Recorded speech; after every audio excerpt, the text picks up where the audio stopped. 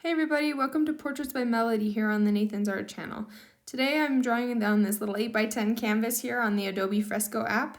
I just am deleting all the layers and starting with one layer and keeping it the whole time. I prefer to work on one layer because it gives me a very painterly experience. Sometimes I don't do it like that, but as tonight I'm just going to be doing like a sketch for fun. It'll just be on one layer because I like to challenge myself and it's fun. So what you'll see me using for the majority of this video is that little bar on the bottom right there. Here I'm selecting the brush. I use the live oil brush and specifically the round one and drag that off of there so that I can keep track of it without having to look at all the brushes every time I get on there. The little circle at the top of that is the color. The numbers below that are the size of the brush. The square with the color inside of it is the opacity, so I can adjust that a little bit here and there. It's kind of like adding a medium to your oil paint if you're thinking about it like a paint on canvas. And the swirl down there adjusts how dry the canvas is when I lay down paint. So right here I have it set at 0 so that it'll lay on top of itself as if it were wet paint going onto dry canvas kind of situation.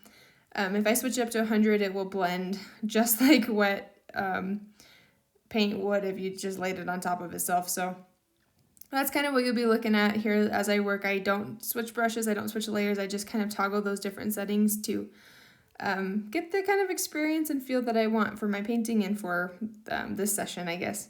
I will spend 2 days working on this, so you'll kind of notice it. It'll say day 1 like it did at the beginning, and then once it hits day 2, my sweater sleeves will change because I've been cold lately, and their little bar will come up saying day 2. So this first day, really all I'm just focusing on is getting shapes right. I'm just trying to make sure like the shape of her shirt feels right, the shape of the grass behind her feels right, the shape of the blue sky feels right. I'm not exactly focused on getting the right colors. I'm just trying to block in shadows and highlights and place the eyes, the nose, the eyebrows, just little things like that.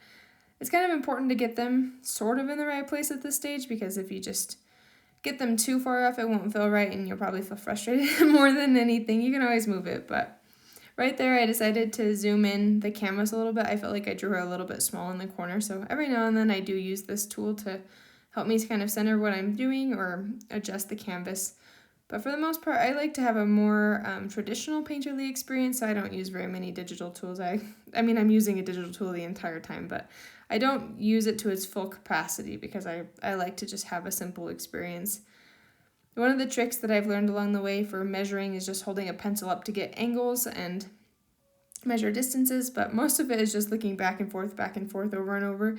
I was telling somebody today that I think I feel like artists can tell people they're just professionals that spot the difference looking between what they're working on and what the reference looks like or what is in front of them, just back and forth, just constantly looking to see what's different and what can be changed. So that was a funny thing that I had thought of this week. So this reference photo, I actually got it from the Museum by Sketchy app, which is an app on Apple devices. I think it's only on iOS. I recently just kind of discovered it and hadn't really known about it. I don't know how I missed it in all the years I've been drawing, but I found it this month and I decided to join in, and there's a whole bunch of people on there just submitting pictures of themselves as inspiration for artists to draw from. Mostly portraits, obviously, and pets and things, but just as amazing to me that I did not know about it. I don't know how that happened, but here we are now. This is a little girl from the app. I will probably tag them or put this on the app so that they can see that I made it, but I wanted to share with you guys kind of like a rundown of my process and how I use the app to make my art and what it looks like. I feel like I sometimes mention like, yeah, I make digital art, but I don't always talk about what that looks like for me, and I say I use Adobe Fresco, but also that's very different from I think how people use Procreate. So I just thought I'd make another video showing exactly how my process works and what it looks like. I felt a little bad right here because I had to speed the video up a lot. This is about a 4-hour drawing session from start to finish, and so there's a couple spots that I really had to speed it up and it feels a little bit glitchy just because the like zoom in, zoom out, and that's just me trying to get a feel. I squish it so that it's really small in the background so that I feel like I'm at a distance and I can look at how it's all coming together as a whole, and then I'll zoom in to do something up close. But If you haven't seen this app before, now's your chance, really, though. It's super cool. There's so many people and artists and just all around participating in it. It's been a really neat experience for me, even though I just kind of found it and just got started on it. It's been nice to kind of take a break because I've been making a lot of things that are important to me, and it kind of wears on you thinking about it all the time. So just having something that's for fun and lighthearted and it's really low stakes is really good. It's just like this practice exercising kind of thing, and it was good for me.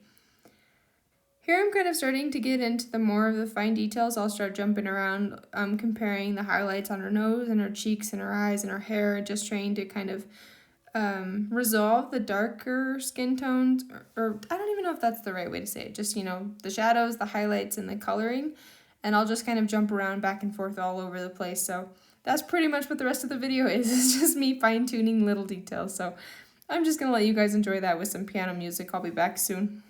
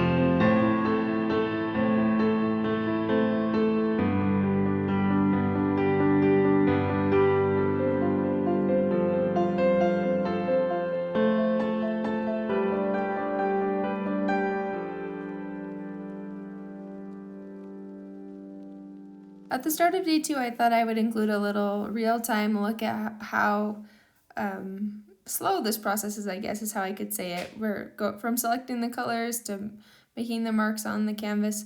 It's a pretty slow process, and sometimes I feel like making these time lapses, I have to really speed it up to make it so it's not really boring. So I don't know. It's just as important to me to include this to normalize how slow this process sometimes is or feels. So anyways, back to the music.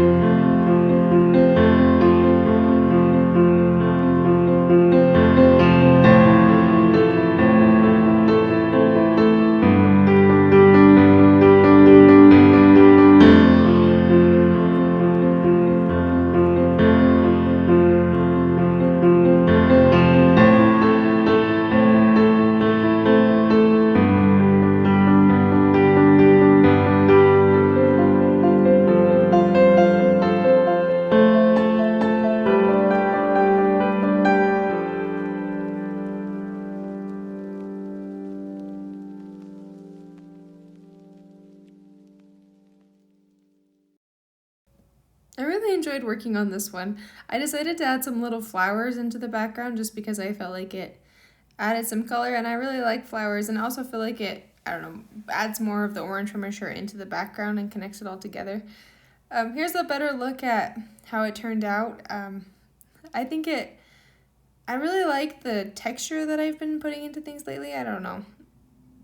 It's kind of cool to me. I thought I'd give you guys a better look at it. Anyway, if you'd like to see more of what I'm up to, I post things on Instagram more often than I do on YouTube, but I am just a stay-at-home mom making digital art, and I'm so glad you're here to see what I'm making. It really means a lot to me. We'll see you guys next time.